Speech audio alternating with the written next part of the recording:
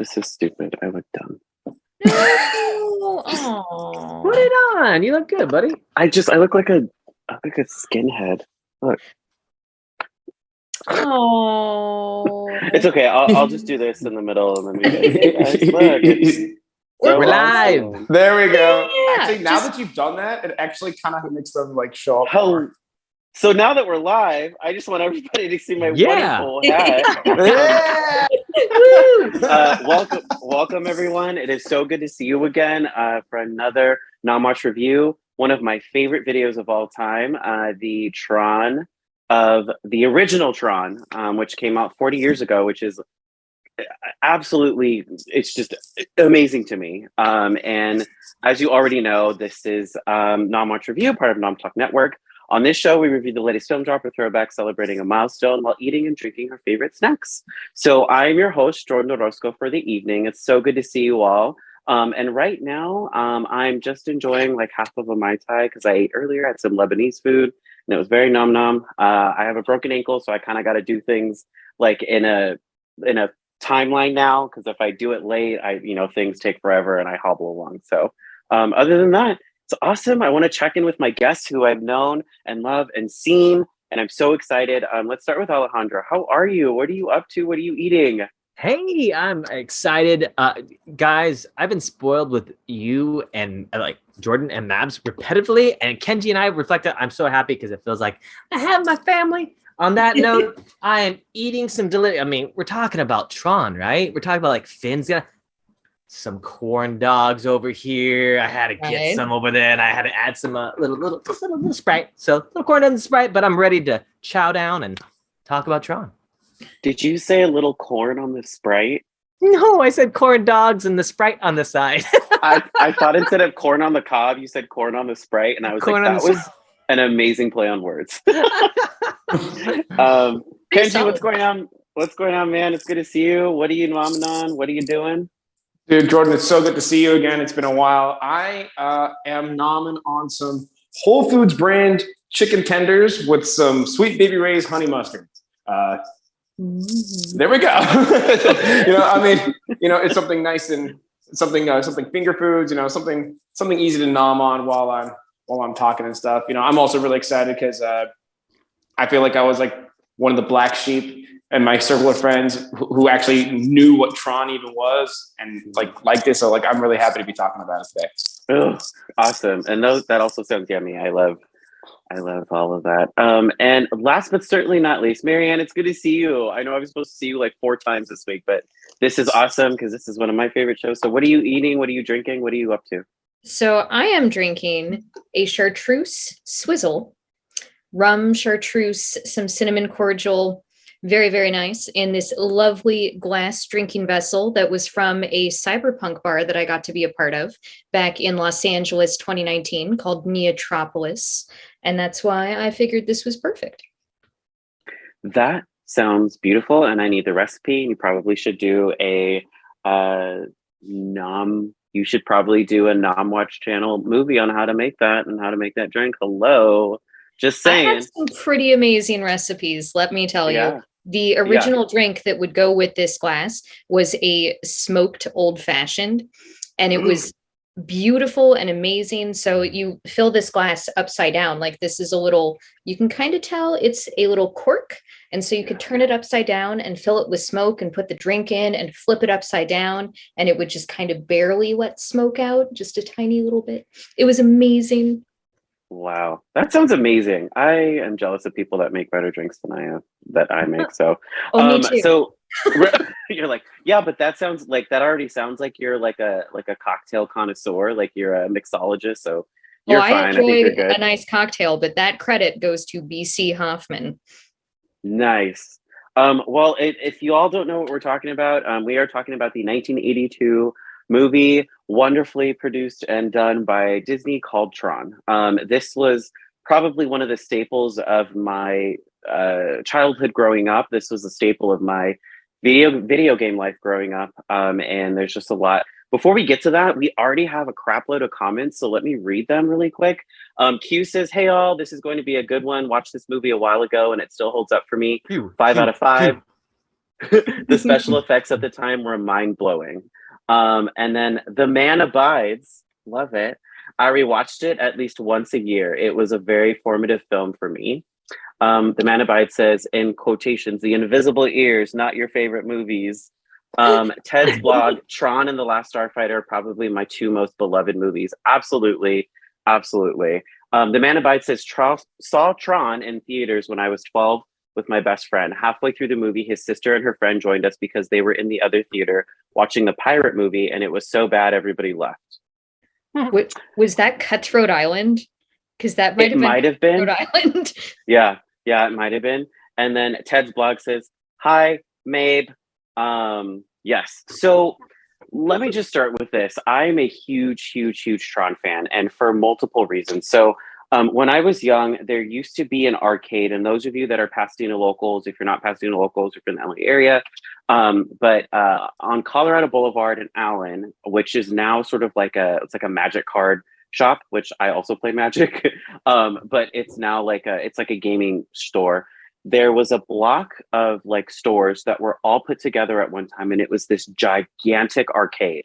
And I mean gigantic. I mean it had games that you probably have never played and that were from around the world, and you could do this. One of those games was Tron, which was the light cycles, and then the other one, it had like Space Invaders and all that, and then it had the Recognizer game. And so my dad used to take me to this when I was really little, and quarter machines, all that stuff. And he used to play Tron all the time, and I was like, "What is this? Like, what is this game?" And then he was like, "Oh, you need to see the movie." And so we watched the movie together, and I was just completely enamored with it, right? Like watching it then, it was like, oh, this is like a real life video game, right? And then watching it now as an adult, which is like in like 4K HD, like I watched it on Disney Plus earlier, and it was like the coolest thing. My dad was like, "Oh, it's really clear." And I was like, "Yeah, we've come a long way since VHS, right? Since Technicolor, right?" It reminded me of just the nostalgia. And to be fair, it was a really good movie, even to this day. Like I watched it and I was like, this has a plot. This has like, yeah, it starts out a little slow. Yeah. And I think Kenji, you were mentioning like it was a little too chatty, like in the beginning. And it kind of goes quick, but then all of a sudden it catches up, and then you start getting the technology, you start getting into sort of like the Tron lore, you start getting into what is the grid, who are these people, what are they after, right? And so I thoroughly enjoyed it watching it again. And it's just one of those things that I became obsessed with. And then, so just watching it again was really great. So let's talk about what was our initial reaction? Did we see it when it came out? Did we not see it? Was this something that we saw recently and then, we sort of discovered? Let's start with you, Marianne. I know we were just talking about how big of a fans we are. What is your experience with Tron? I came to it on a VHS when I was very, very, very young. And as I've mentioned before, my mom is who got me into genre, like sci-fi, horror, fantasy. That's who got me into all of that. And she was in love with the movie from the get-go, kind of because she was obsessed with Jeff Bridges, understandably, who isn't? And she was like, "I have this movie that you have to watch," and showed me Tron at a very young age, and I fell in love with it, and I've always loved it. Like I wore out my VHS of it when I was a kid. And when my son was about the same age that I was when I first saw it, I showed it to him, and he also was just enamored and drawn to it. And this was right before the new Tron came out. And so we were lucky to kind of get him really interested in it right before that happened. So that was kind of cool, and getting to watch it on Disney Plus. And I'm glad you mentioned that, because it looks amazing. It's worth it to get Disney Plus just to watch Tron in 4K, because holy crap, the updates look awesome. Yeah, I definitely have to agree. And like I said, like I started watching it by myself, and then my dad came in because we would watch it together all the time, and he goes, "What is this, Tron?" And he goes, "It looks absolutely amazing." He was like, "You could see their hair, like you could see the hair, you could see all of the details." And I said, "Yeah, Dad, because it's in 4K." And like it's just, and then even the scenes where they're on the grid, right? Like obviously you can tell it's like dated 1980s, like, right? But even the technology just to make the grid scenes were absolutely beautiful, right? It was just, it's just stunning. Like the visuals were stunning. And I think watching it again just like made me sort of like love this, like this film, right? Kenji, let's go to you. What did you think about Tron? What is your history behind it? What do you think of it now? So I got really so my background with Tron was like I was like a kid. I think I was watching like some VHS tape for some other movie that was like on the Black Diamond collection for Disney. And then they had like I forgot I guess it was celebrating some tentpole. Maybe it was 10-year thing because maybe it was 1993. But they were like the new Tron being on Tron was being on VHS. I saw the commercial. I thought, first of all, I got hooked instantly with the light cycles because, like, I was like, as a kid, I was super into, you know, Power Rangers, Kamen Rider, and especially the ones that rode the motorcycles. So, like, the second I saw those light cycles, I was like, what is this? I need to see it.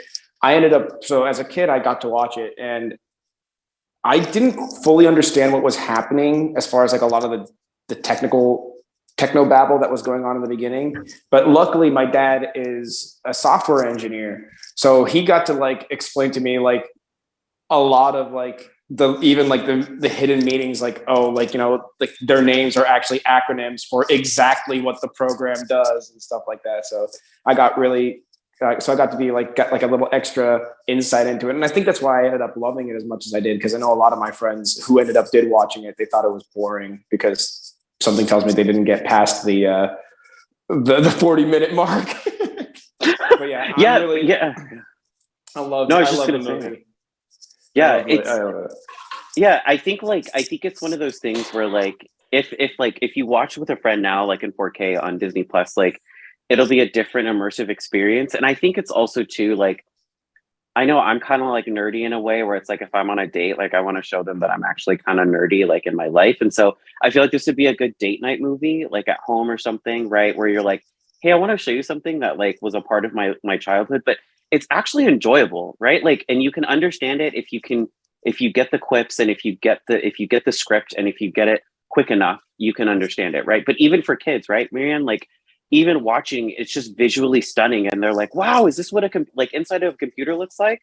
Right? Because that's what I thought, right? And so I would love it. I would love to show it to like a 5 or 6-year-old right now to see what they would think about it, because I think that kids of this age maybe wouldn't have the same magical connection to it that kids from a previous age did. But that's just a guess. I don't know. I'll get back to everybody on that. I'll do some research. Like this isn't what it looks like inside TikTok. So calm down, right? Okay, so let's go to Paris. Okay, well, if it is, I'm going in and ruining everything. So I'm destroying the master control. Alejandro, let's go to you. What is your experience with Tron? What was your history behind it? What is your experience now? So I was born in 86. It came out in 82. So more along the lines, it was brought to me by Disney Kids. It came out on a little thing at the same time. I think it was a little later because I was actually at the time watching Gummy Bears, and I believe Disney had the contract with Doug at the time being. And so when 7 p.m. came around, it was the Cool People movies, and Tron popped up on my screen. Honestly, I was clueless because as a kid, I played like this airship gunner game growing up with my dad. So it was very digital, going doo, doo. So everything was all very like earthy tones and stuff. So all of a sudden, these blue and red lines coming across the screen, I was like, what is going on? I talk a lot, if you guys couldn't tell. So when that's not you. That's not you. Gambling in this establishment. Never, no way.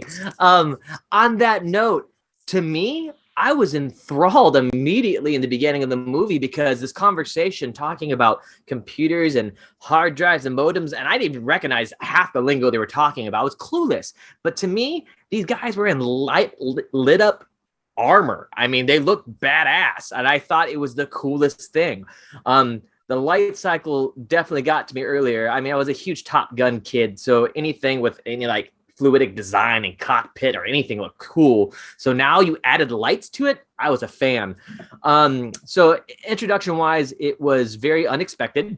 My dad was watching a little bit at the same time as me. He was, oh, you got to see this, buddy. So he was very aware of it. It was more along the lines of just, kind of being like a fan of the film and always being there. Hey, don't miss a scene or don't miss a scene. I'm like, oh, this is really cool. So the introduction to it was great initially. I am a fan of it still because like I love Pop Funkos and just keep collecting them, and they just keep coming from everywhere, every single collection. I won't even go into the action figure collection with the Tron collectibles, but the point is, I love it. I love it. I may, when it comes to just the whole storyline of it, its introduction was a very classic hero tale for me. I was clueless to who was to initially the situation at hand, because at that time being, I would say I was 7 years old. So there was a lot going on that I didn't know what was going on, but I knew there was a good force and a bad force. Initially, taking it all in, it was just fun in general. Enjoyed it. Oh, I love this. I love how we're just like, we all love it. So just a couple of comments from the audience. The Man Abide says, nope. So to correction, it was called The Pirates Movie, and it was starring Christy McNichol, Christopher Atkins, Ted Hamilton, Bill Kerr, Gary McDonald, and Maggie Kirkpatrick. Okay. Which apparently was terrible because everybody walked out. I mean, to be fair, the same could be said for Cutthroat Island. So just saying. Ted's blog says, I work where they filmed the laser scene and the huge door where they had to go in, which, by the way, they did an encore of that in Tron Legacy where he had to go into the huge door. Q says, don't feel bad, Alex. I'm talkative too, LOL sometimes. People that support. I also know that the room with the laser, maybe they can correct me, but I read that the room that they had the laser before that they had, they also reused that not that long ago in Star Trek Into Darkness as the room with the warp core. I didn't know that. Yeah, I'm not. That's what I read. I don't know if it's true. Internet's lied to me before, so. Well, at least you're aware. Right. Let's talk about this cast because, first of all, you have the hunky, sexy Jeff Bridges, obviously, who obviously is awesome. Obviously, he's in Tron. He comes back and makes an appearance for Tron Legacy, but also he's been in things. Oh my gosh, The Dude Abides. I'm forgetting it. Big Lebowski. Thank you so much. Wow. My personal favorite, which is a great genre film that people don't really remember, is John Carpenter's Starman, which is him and Karen Allen, and it is absolutely magical and probably one of my favorite John Carpenter scores on top of it. If you are a Jeff Bridges fan and you have never seen Starman, please do yourself a favor and watch it. Yes, I loved it. And then you have obviously David Warner, who plays Ed Dillinger, also Sark. Also, he does the voice of Master Control, which is amazing. And then you have Bruce Box-Leitner, who is Tron, who plays Alan Bradley, who also makes a guest appearance in Tron Legacy, and comes back and still looks the same, which I'm like super surprised, except he just has gray hair and glass, and then you're like, you look the same, like you look like freaking Tron, you weirdo. Because he's Tron. I know, right? He never ages. He fights for the users, so clearly. I will say that name, Bruce Boxley, it just reminds me of the Box and Lightner. It reminds me of the SNL skit where they're auctioning off Mark Hamill on late night television, home network channel, and he goes, home marketing goes, it's like, last year we sold a Mark Hamill, but it turned out to just be a Bruce Boxenleiter. But this time it's the real deal. It's the real Mark Hamill. Bruce is wonderful. Yeah, I honestly, like, with all of the actors that were in it, I think obviously you have Jeff Bridges who makes the film, right? Like it's Flynn. It's his movie, right? Like it's that character that makes the film. Yeah, it's called Tron, but ultimately it's the attempt to take down a gigantic corporation that is obviously controlled now by a smart AI, essentially, like within the system. who was made by a human who now is like, no, F you, like, I'm going to take over Russia. I'm going to take over the Kremlin. I'm going to take over China. Like, fuck you. Yeah. Like, oh, sorry. And then like Ed Dillinger's like, shit, what did I do? Right. And so, I think it's a really good, like, early interpretation of how, of a look into, and it's a fun way to look into how corporations, obviously, they feed on greed, they feed on power, they feed on how, if what they're gonna, sorry, I'm trying to like piece together what I'm trying to say. Basically, corporation greed and power. But this movie actually puts it in a way that's digestible for kids, where it's like, oh, there's a bad guy and we need to get him, and Tron's gonna get him, and Jeff Bridges is coming, and like he has help and all this stuff, right? And I think it was really fun for me as a kid, but then watching it as an adult, I'm like, oh yeah, fuck these corporations, like fuck these technological people and like these tech companies that are basically exploiting their workers, exploiting their software, and making us pay for shit that should be free, which is the lesson that we learned in Tron Legacy, right? Where he's like, no, this software was basically made to be free to people, and so we need to work for the people, right? But I really enjoyed the story. I really enjoyed the arc. I do have to agree with you, Kenji. It was a little like, oh my God, can we just go to the grid already? Like in the beginning. And then once we get there, it's like, all right, so like, here come the games, here come everything, right? Let's talk about that. Let's talk about the story specifically, right? Let's go ahead and start with you, Kenji. What did you think about the story? Did you think it like flowed well eventually? So, I mean, in the grand scheme of things, like, it ultimately, you kind of need the information that's being presented to us in the real world to ultimately fully understand what's happening in the digital world on off of the grid.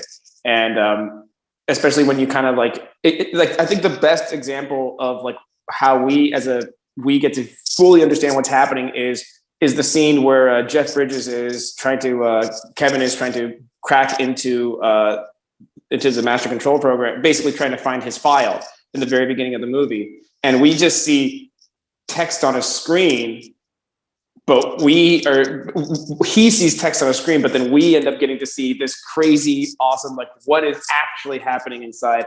And I love that. I mean, I also was a big fan. I don't know if anyone knows this show, but it's called Gridman in Japan. But in America, it was called Superhuman Samurai Cyber Squad. And it was a story about basically these guys that would fight computer viruses inside a computer. So imagine Ultraman, but it's not Ultraman because he's not a giant. He's like, fighting in a computer system. So like the idea of like anything happening like this, like in a physical construct, like in a way for me to visually see it was like, it was awesome. But the thing is, as far as like that story is, it's every beat is kind of necessary, but also at the same time, we end up getting spoiled as well because we've ended up seeing the movie and we know what happens. We've seen the grid. We know that that's where all the cool stuff happens. So I feel like there may be some beer goggles going on where it might be like, I feel like it might be taking too much time in the beginning, but it's also because like, that's because you know what's going to happen and you just want it to happen. It's, so it's like watching a steak being cooked and like, how awesome it's going to be and it's going to be fantastic. But you have to wait for that steak to get finished because it's finished being cooked. Right. You're like, that's like, I mean, it's not like ordering at a steakhouse where you're like, okay, I'll take like a prime rib or something and do medium rare. And you never see it, right? You only see it when it comes out. But when you're cooking it, you're like, hurry up. That's actually really good. Yeah. Coke. Is it done yet? Coke. Yeah.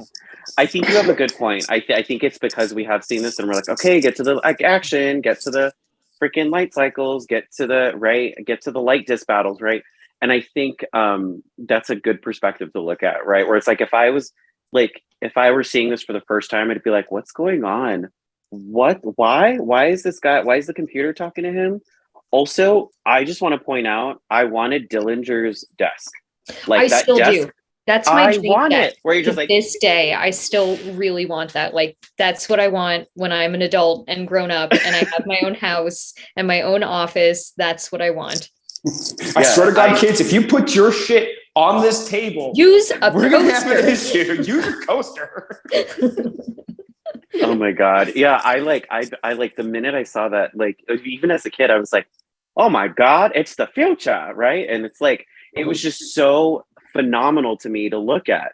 And it was just it's amazing. Marianne, what did you think of the story? I mean, we're obviously in love with it. How did you think it played out? What did you think? I still feel like it's a pretty strong premise.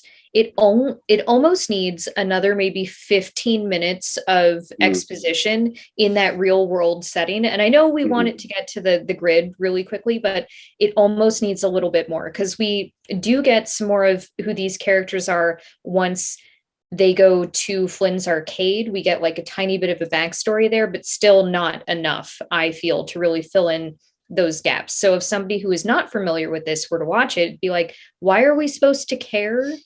I don't understand. Like, why is this important? Because that's kind of what it is. It's not that the dialogue is bad. It's why should I care type of thing. But it definitely gets going after that point and kind of never stops, which is great. Yeah.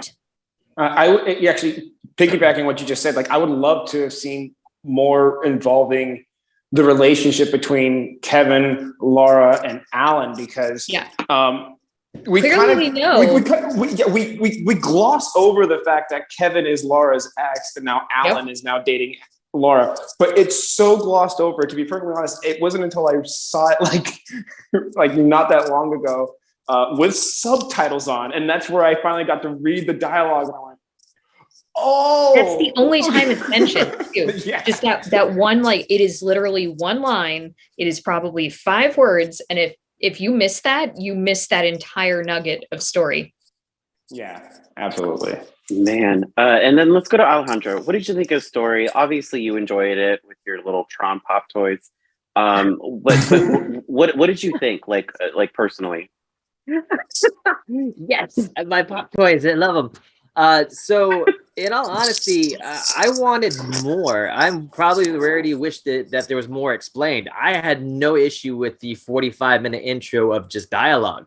My main thing is, as a kid, I was that kid when my mom and dad was building like a bed to the side, and you had all the extra little pieces of like little screws and little plastic things. Those turned out to be my little Tron ships and shit. I would walk around, I did all those, I made that shit happen in there. I just like, oh, pew, pew, pew. I do it. So to me, everything was a micro machine. So to me, everything had to be a world, and I would love to go ahead and see what it is. So I flipped the hell out when I realized it was a computer system. As a kid, I was like, this is freaking amazing. I thought for the longest time that there was people in my television. Pee-pee in my television. I thought there was people in my television doing all sorts of things back then. Doing also like just like in charge of channels. You know, they were doing Wonka Vision like it was on Willy Wonka the Chocolate Factory. I thought it was the craziest thing. So to see something like that actually intertwined, it was great. Personally, I think Disney needs to do what they're doing with Star Wars and make a Tron all the way to 100. I know that's not the titles, but you could do so many. I know you could screw up the storyline, but I am going to be one of those avid people that hope they continue in some way, shape, or form. I mean, and if we're talking about comparing it to today, you know, to people and so forth as well, the connection is there. Twitter, Instagram, Facebook, whatever we have to do. I mean, the capabilities there, gaming's there. We're already talking about in Ready Player One. Hypothetically speaking, we talked about it in so many different forms of sci-fi, and it's so much, it's the possibilities are there. So I think it is possible in that regard there. Maybe I can feel a little too gluttonous on things because maybe it can be too much, but God, there's so many possibilities. Other than that, I would say the reason why I put it a 4 out of 5 is actually the totally opposite of Kenji. I didn't think there was enough. I wanted more in the beginning and I wanted more in the end.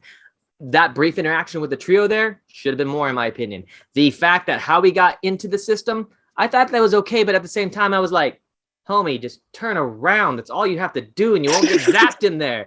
And so so my complaints were, they're just simple. They're simple little fixtures that they, you know, who knows? They could have changed it. I mean, it's almost like Honey, I Shrunk the Kids. Same classic scenario. The Ray just had to have to end, and it is what it is. But like I said, the reason why essentially I put it, you know, my major gripe was I do agree with both all of you. There could have been more inserts and explanations in it. However, my main gripe is I wish they had more. I wish it was more detailed. I wish there was more games in it. I understand you can only do so much, but if you think about it, Lord of the Rings, 3 hours. And it's the book itself. And that's a masterpiece in its own right. You do have a lot of other more popular movies out nowadays that if the runtime is not a minimum hour and 65 minutes, it's considered So I do think there's some more possibilities with it. And before I start rambling on, I love the storyline. Yes. So let me just briefly go to the comments because we have a ton. Everybody's here and I love it. We love to see you. In case you just joined us, we're talking about the 1982 Tron movie, which we know and we love here. So going back to Kenji, and you were saying that Star Trek was filmed in the same. So Ted's blog said it's the same place but different buildings, and the place is called Lawrence Livermore National Lab. Yep. Yes. So nice. Q said the special effects was ahead of its time. Am I right? Ted's blog says the building they filmed New Trek in is National Ignition Facility, home of the world's most powerful laser. Q says I saw Starman the movie and it's a classic, but Fox early on had the series in the late 80s and early 90s. Yep. He also says, remember almost every kid for Halloween had homemade Tron costumes. I wish I had a Tron costume. I'm so mad I didn't. The Manabite says, I think it wasn't quite accessible to wide audiences at the time because they used some technology the general public wouldn't have been familiar with, which is actually kind of true. Eva Munch's art says, as a kid, I was lost in the movie until my teens. I love it. The man abides to Alex's comment says, Mike TV. And then Eva Munch's art says, did you see the show? They had a prequel to Tron Legacy. I think it had been a while. I think that was called, the animation. Tron. Yeah, Yes. it was the animated series. Yes. Yeah. I think it's on Disney Plus too. It is. Yeah, it is.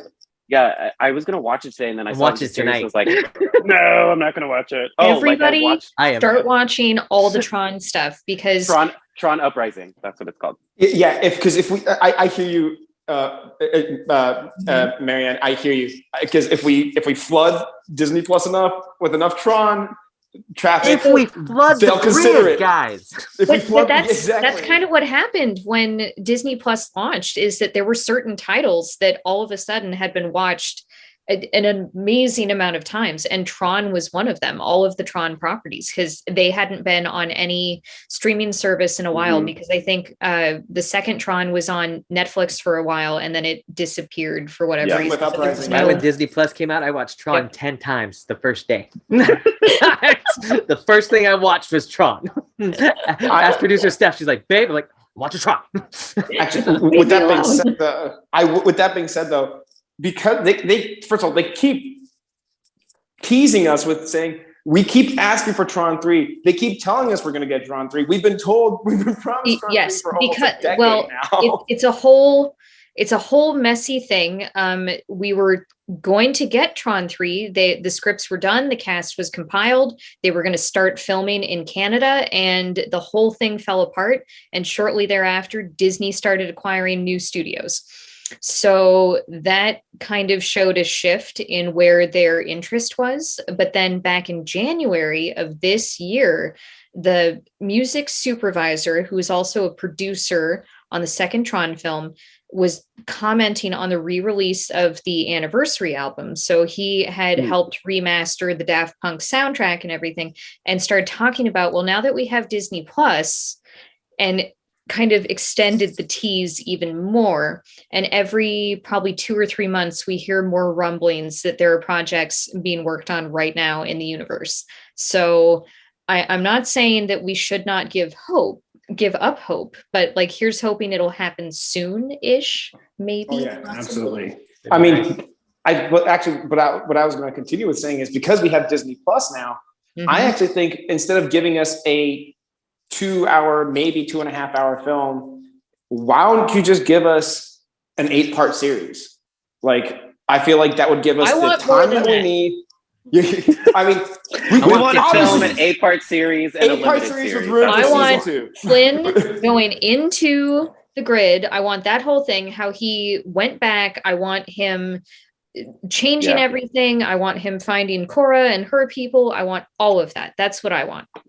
Actually, and I think that would be, you know what? And if we do that, then now we have 2 Tron series that we can talk about. We have 2 Tron series we can talk about. We can have we can have something called Tron Rezzed Up, and that's the story about young Kevin Flynn making making the grid into his his own private fairy tale land. Lives. Yeah, Flynn Lives. No, that has to be Tron. That has to be the series that takes place after Tron Legacy, though. That has to be Flynn Lives. That one has to be Flynn Lives, because I feel like the idea of it being like bits of code of Kevin Flynn are like everybody embedded. thought he was dead. Everyone thought he was dead when he went into the grid. Everybody thought he was dead except for his son. So that's why I think it should be called Flynn Lives. I like that. Or, well, I don't want to give Disney an idea. I'm going to shut my mouth. Sorry, go on. I know, right? Why would I have an idea that I think is moneymaker, and I don't want to say it. I want to be that angry person in a Hollywood bar in 20 years going, you remember that movie? Yeah, that was my idea. I said that on a podcast and somebody did it. Oh, exactly. It's funny you say that, because I actually I have something very similar to that story. I designed a Gundam from scratch using just on my own, just drew all this stuff. And I remember, I think I posted it on like a fan site, and then no joke, 4 years later, my exact design was like the thing. And I was like, That's big. While we're on this, I think we should talk about how many things this movie actually spurred besides like just Tron Legacy, right? Because Tron came out, then there was like a little blip, and then you had the video games that came after that. But then you also had, once Tron Legacy came out, you had Tron Uprising, you had Tron Evolution, right, which was the Xbox game, which this is from. It's actually a limited edition. It lights up. I got to change the batteries. I just moving, but such a good game. I know it's absolutely amazing, because you feel like you're actually like there. But it was a limited edition. It came with the game, and it came on a pedestal, and it came with the light bike and everything. And then you also have the soundtracks that, right? Like, I think I have. Oh, I have it. I thought I didn't have it. I have a. Oh, here it is. Oh, he's gone. He's back. It's the Tron, right? And it's the Legacy soundtrack, but it's a light disc, and like, and it took Daft Punk to make that for so many years, and it's a gorgeous soundtrack, man. It's a very gorgeous soundtrack. This was like, I think maybe the second or third to last album that Daft Punk ever made. Yep. Before and they were like, we're quitting. If I'm correct, they even said they did a Q&A with a group of, I guess it was, I can't remember where it was exactly. The point is, they were asked how long it actually took them to make the soundtrack, and they said they were given a hint that there needed to be a soundtrack for a new Tron movie, and they hinted they knew at least 10 years in the making of something coming. So they took parts and pieces from previous songs that they did before, and they just spent time, hours on hours of perfecting. And they said it was just, I mean, you could just hear it in the music too. It's insane. Yeah. Yeah, and it's awesome that they, like, when we see them in Tron Legacy, because they make a little cameo right in the end of line bar. Yeah, it was them, and it makes sense. Oh, I know. The only place where it makes sense to put those two guys as a cameo is there. It's like, were they going to be in a light cycle? No, that's stupid, right? But we do have to talk about the original soundtrack also, because it is such an amazing, influential soundtrack, and Wendy just went hard as hell, as she always does, on everything, and it's just one of those soundtracks that does not get nearly as much credit and love as it should for influencing how techno, cyberpunk, synthwave, all of that kind of can take cues from this film. You can kind of see the evolution of that style from this film. Yeah, I think too, like, you get a lot of, so literally the moment I turned this like thing on, and I had briefly forgotten at what decade this was made in, and then I was like, this is so 80s. I'm like, oh my god. And my mom was watching it, she was like, oh my god. So like, she would come in, okay, funny story, she would come in at like parts, And then she came in when it was all three of them on the Solar Sailor. And like, it was like she saw the girl with Tron. And then like, you know, her and Jeff Bridges kiss like in the grid. And she goes, wait, so she kisses both of them? And I said, Mom, you have to watch the whole thing because you don't understand like why that's a thing. So then I had to briefly pause it and tell her like, Jeff Bridges used to date this woman in real life, but this isn't her. This is her program that she created. This is just a personification of the program. So they're kissing because it's really him, but he can't really kiss her in real life. So they're kissing on the grid and it doesn't really matter. And then Tron comes back. And so I had to like explain that whole thing to her. Right. And so it was just like a funny thing. And my dad was like, you just got to watch it from the beginning. So it was just a funny thing that happened today.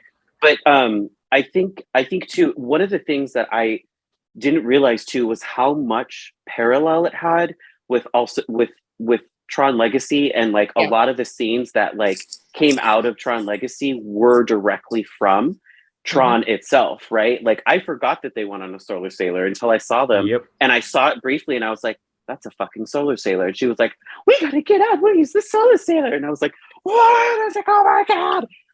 But going back to the soundtrack, it is very, it is indicative of 80s, right? Like you get the synth. You get the do do do do do, and then the pew, right? Like you get all of that in this soundtrack, and it fits, and it is just absolutely beautiful. And it's I feel like if I were to go into a computer in the 80s, that's what it would sound like. Like period.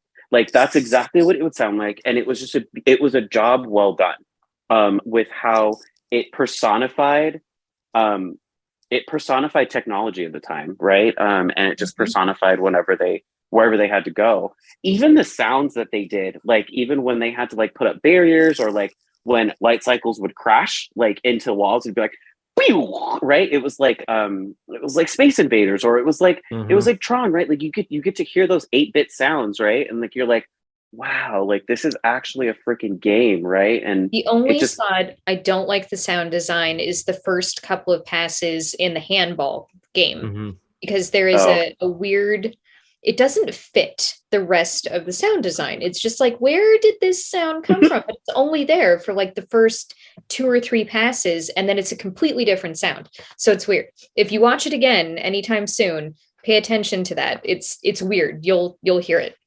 Okay. You know, it's crazy too, because like just excuse me for interrupting, but I have to like just to reiterate on both what Jordyn and what you just said, Mabs, in regards to like what Tron actually did. That and the fact I gotta go ahead and give Wendy Carlos a huge freaking like I didn't realize that she did films like Clockwork Orange, The Shining. I mean, oh my gosh, she has a huge list of just creative things. I feel just if I didn't mention it, I would feel bad for not even saying it. But interesting thing about it, because you were mentioning like just the pioneer of this music and the soundtrack, and let alone, you know, just the sounds they use for a lot of the actions and movements. So at one point, supposedly, this soundtrack started the genre arena rock. And it was very, very it was just starting. And then supposedly into the concept, there was silence. They were like, all right, cool. He's involved in a lot of, you know, concepts. Then she technically starts a different genre with Tron again, called synth pop. And evidently, according to records, that Tron is the initial one that started it all. And it's the only one you can find from her, and trying to give her proper due respect and credit. Now, the reason why I say this is I found this little nugget of information here that is kind of gnarly. So the Tron soundtrack was originally released on cassette tape. Whole thing. Yeah, all the way into 1982, right? 1982 released on cassette tape. Well, literally, it stopped from 1982 until 2002, because Wendy had a huge debacle right now with what it's saying right now. Let's see here. I just had it. I'm sorry.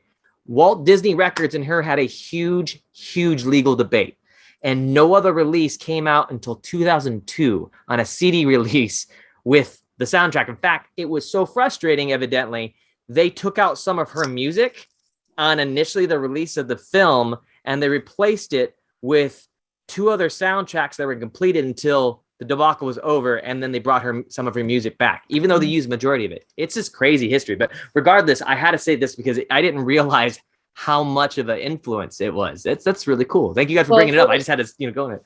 If we're still talking influence, let's remember that this movie was not allowed to be nominated in the Oscars for special effects.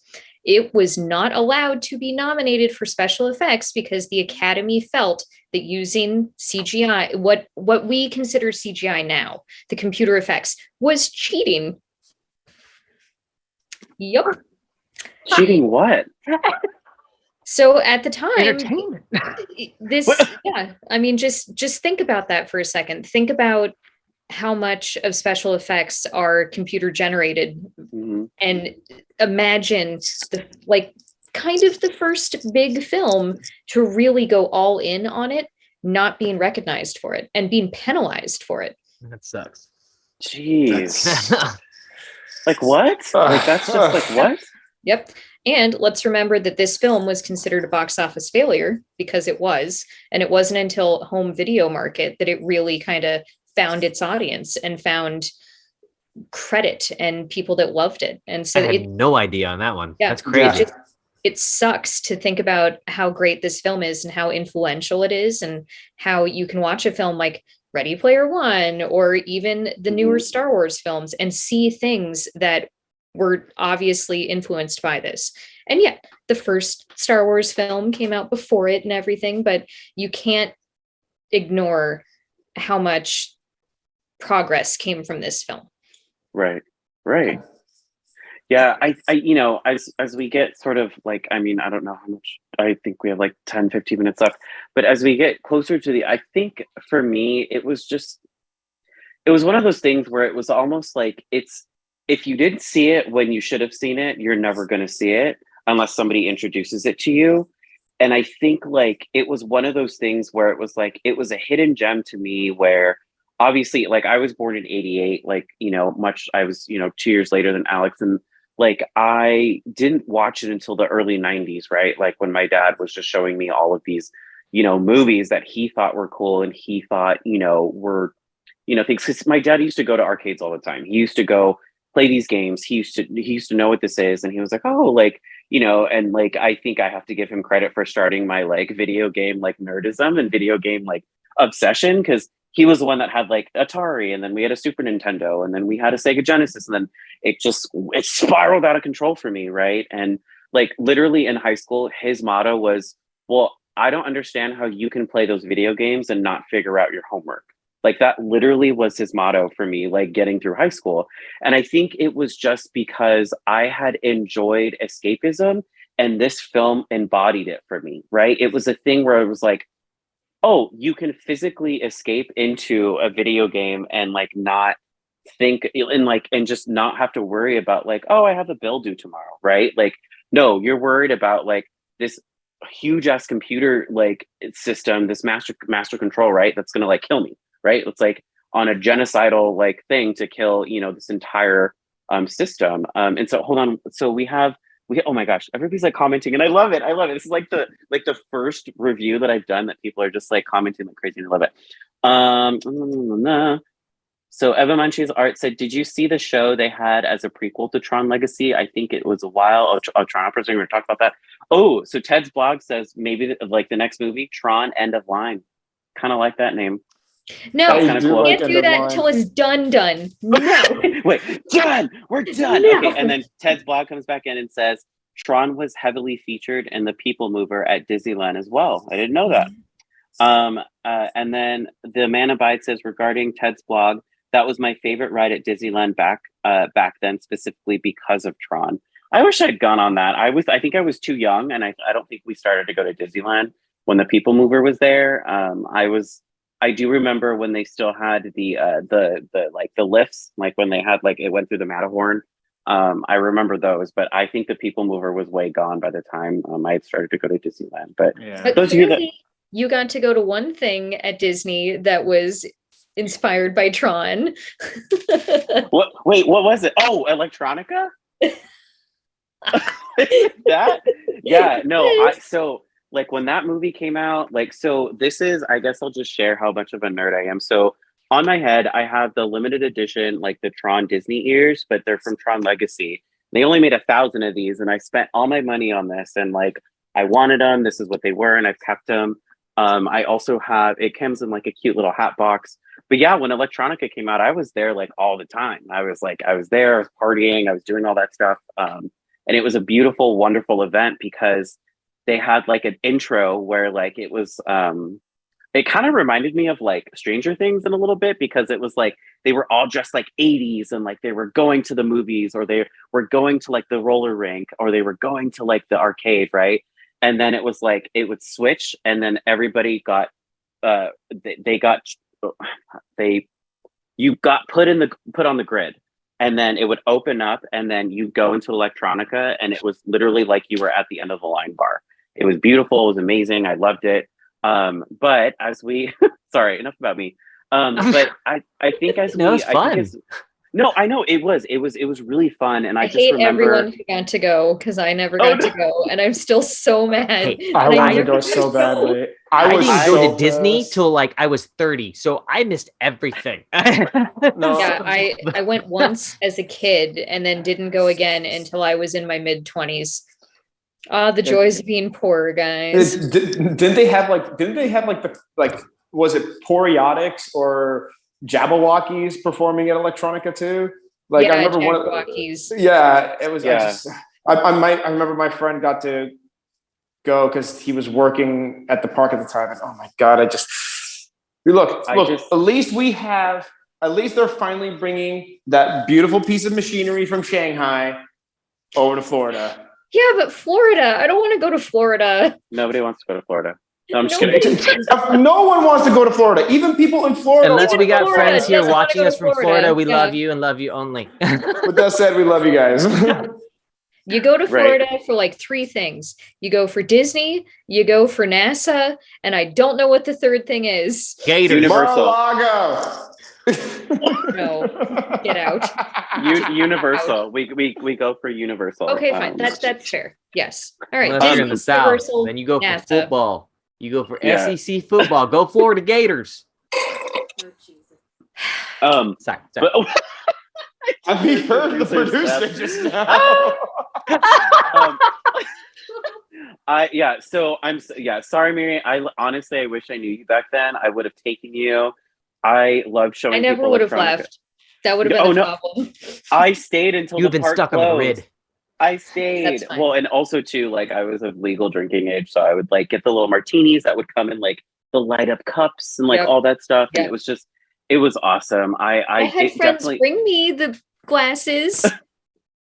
but yeah, it was an experience. And then I had heard that they were gonna bring it back for like it was like a couple month encore for like a little bit, and then they never did.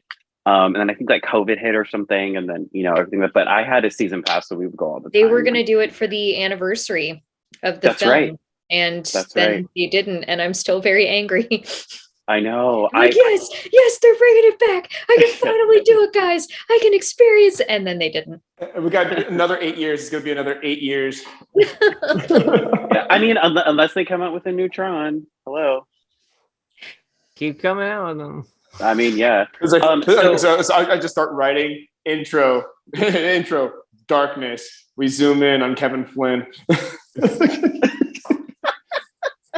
I totally forgot to do this in the beginning. Let's do popcorn buckets. Let's do. What are we going to rate Tron? How are we going to rate it? Let's start with Kenji. What would you rate this with film? You know what? I love this film. It's a great film, but it's not a perfect film. I did have some gripes about it. Even as a kid, I had gripes. Even as an adult, I'm watching it. I still kind of have some gripes. But with that said, it's still a very solid movie, very enjoyable. I'm giving it 4 popcorn buckets out of 5. No halvesies for me today. Wow, great. Let's go to Alejandro. Alejandro, how many popcorn buckets? 4 out of 5. Nice, absolutely. And then Marianne, how many popcorn buckets? 4.5 out of 5.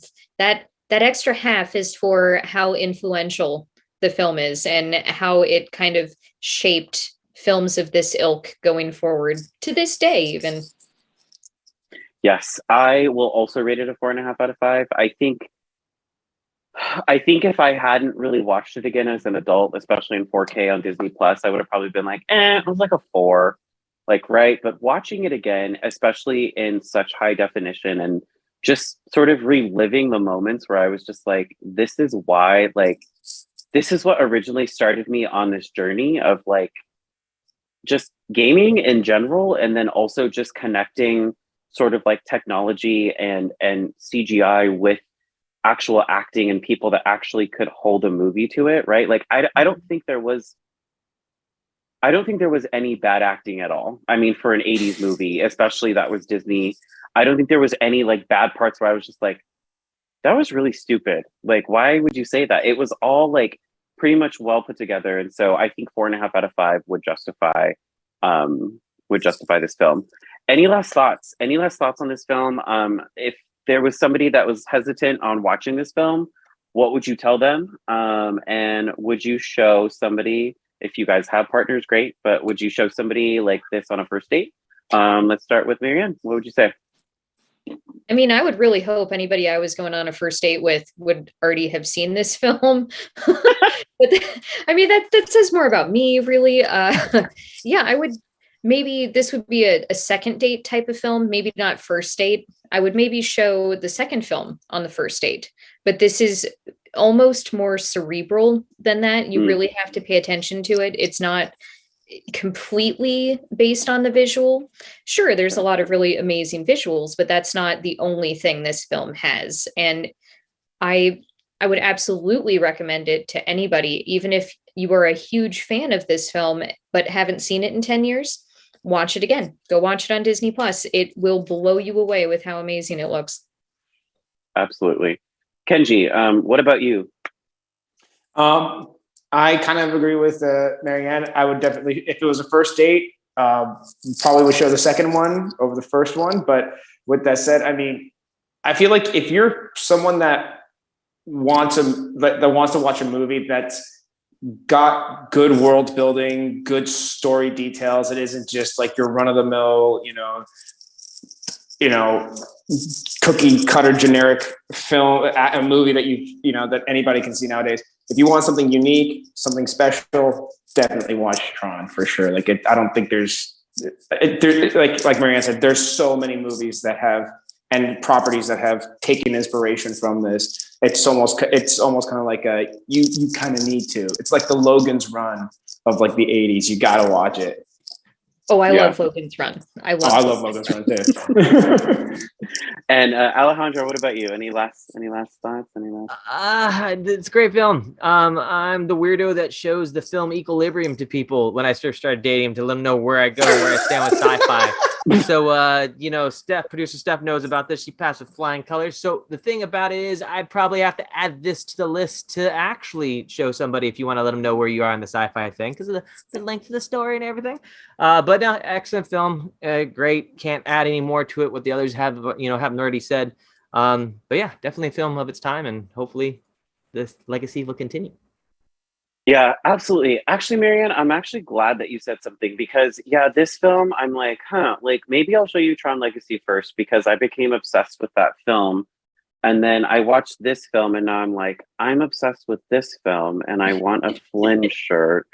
So I don't know, right? And so I think for me, I think this film is definitely something that's worth watching, especially if you're into films like Ready Player One.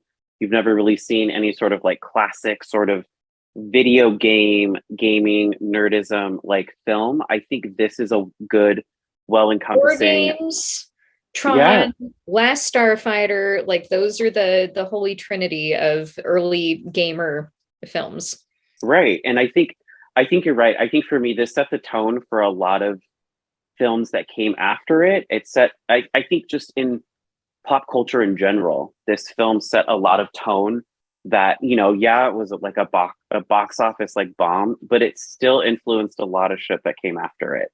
And I think it's well worth a watch, especially now that it's available on Disney Plus and it's just better in like, in visuals and everything. You can see everything very clearly. And I think you can sort of understand it a little bit better than, like watching it on VHS, it's cute. And like we were all kids and, we could understand the gist of it. But now as an adult, I'm like, holy crap, like this was a lot deeper than I thought it was going to go. And it explained a lot more to me now than it did, I think, especially when I was younger. So, yeah. Well, this was so much fun talking about this. I love this film. I could talk about it all day. We didn't even get to like all just like the secondary characters. We didn't even get to, how Flynn is a user. Ram. I love Ram. I know, I did too. And like, I cried like when Flynn was like, oh, cool. Like I'm a user. I can do whatever the fuck I want to do, except I can't revive Ram. And I was like, no, like Ram is amazing. Yeah, he was such a good character. But like, we didn't even get to talk about like just the colors, right? Even the red and the blue, like how different those were. We didn't talk about, Flynn's ability to flex this entire freaking movie, right? Like flex this the grid like he could because he's a user, right? You don't really get to see that in Tron Legacy like you do in Tron. Like Tron, he freaking creates, he can rebuild recognizers. He can go off grid, right? Like he can do all these things that like all the other programs can't. And I think like that is something that is worth talking about, especially, for people that are like, oh, well, these other programs are just created, but he's a user. He has more flexibility. He can do whatever the fuck he wants to do, right? Which is why you find out that he recreates the entire grid, right? Because he's freaking knocking Flynn. on the sky. Right, exactly. That's one of my favorite lines. Got to go knock on the sky. Oh God, I think I'm gonna watch Legacy now. I was gonna do it late. I was gonna do it earlier, but then I was like, no. And then I started rewatching Raised by Wolves, by the way. And then I was like, I got into that. I know. And then it was 6:00 and I was like, oh, okay, I gotta stop. I need to go do this thing now. Yeah, no, like But anyway, it was so good talking to you all. It's just, I love all three of you. You guys are amazing. I hope we get to see each other in person. I know I've seen Alejandro in person, but Kenji, Marianne, I hope we get to meet in person sometime soon. Where can we find you all? Kenji, where are you on the socials? You can find me on Instagram and TikTok at Kenjinator, KenjiNator. Also on Sundays, I am part of a D&D podcast with my father. It's KD in LA. It's 3 p.m. Pacific time on Sundays. Usually, the last couple of weeks, we haven't really been able to do it. Hopefully, we get to do it this week. Hopefully, we'll have one this Sunday. That is still the most amazing thing to me. Whenever you're going to be a guest on my show and you say that, is still the most amazing thing to me. My parents won't do shit with me. They won't do shit with me. So it's fun. I mean, that's not like a bad thing, but they're just not like, like into shit. Okay. Alejandro, where can we find you? Where are you at? 3 locations. First 2 are Instagram. First is going to be IAMCOWIE.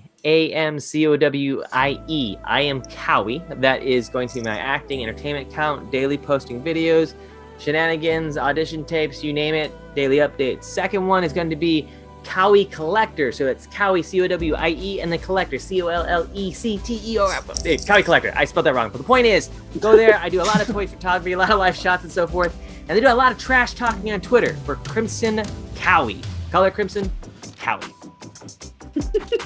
I love it. I love all of those.